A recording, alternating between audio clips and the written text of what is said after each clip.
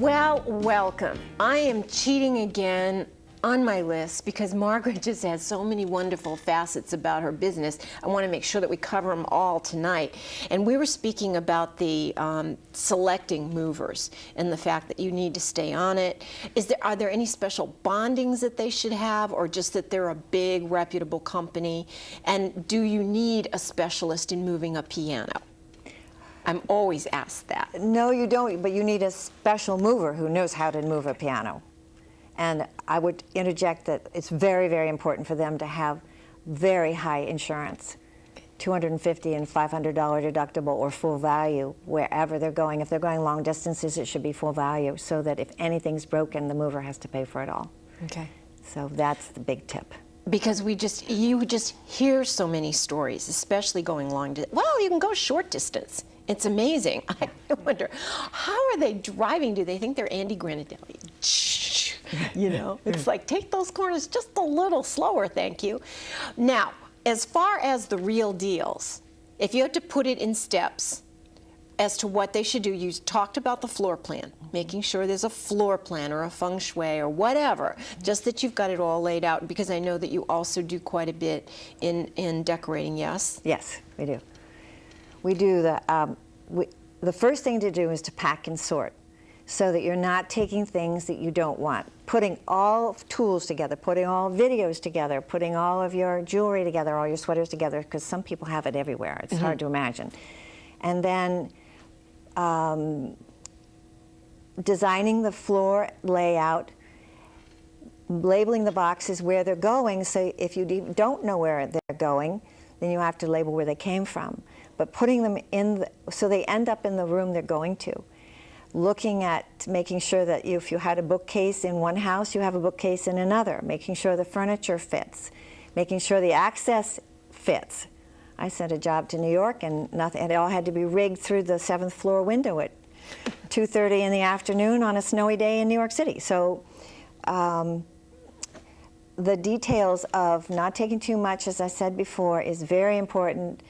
Not having the right furniture, having enough time so that the job is planned properly.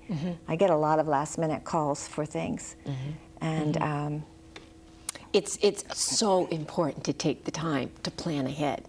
Yeah. What is it? Prior planning prevents poor performance. Right, right. And the real deal is you're saying about stocking the refrigerator, so you need to send a helper or somebody out to stock that refrigerator so you're not hungry halfway through the move. Right. Well, I actually request that they get pizza and sodas and things for the movers, and then I usually bring food for the client, and then we end up with bringing them flowers at the end of the job, because they need to have something beautiful in their lives.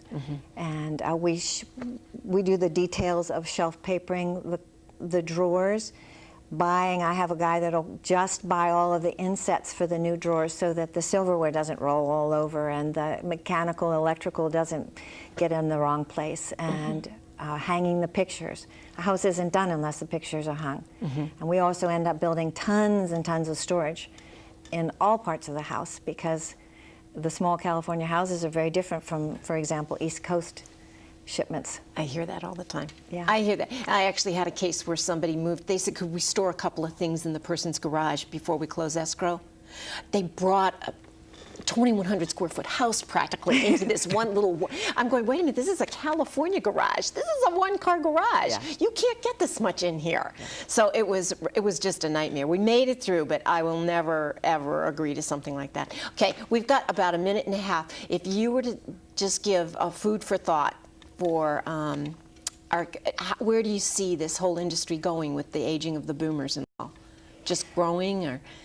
It's going to, they need to really look at the amount of belongings they have. In feng shui, you want 80% of what you own you could give away right now, and 20% is what you could keep, and you wouldn't miss it. I have a lot of clients that go into rental homes for a remodel, and I'm just doing one right now, and they said, we haven't seen that stuff in a year. We don't need it. So we're very materialistic, and it's better to have less right now, and that's what they need to start thinking about. Okay.